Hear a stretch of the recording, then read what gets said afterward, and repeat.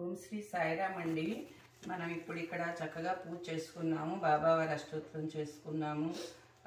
ఈరోజు శని త్రయోదశి స్తోత్రాలు చెప్పుకున్నాము.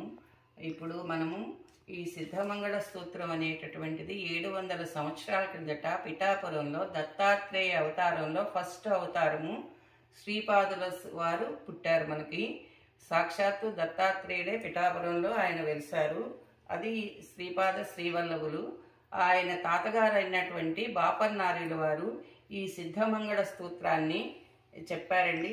ఇది స్వామివారి యొక్క విశేషమైనటువంటి ఈ స్తోత్రం. ఇది ఎవరైనా పఠించుకుంటే ఇంట్లో చాలా అష్ట ఐశ్వర్యాలు కలుగుతాయి, ఈతి బాధలు తొలుగుతాయి.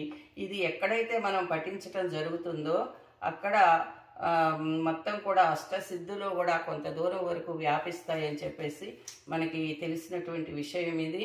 కాబట్టి ఇప్పుడు దాన్ని మనం పఠించుకుందామండి.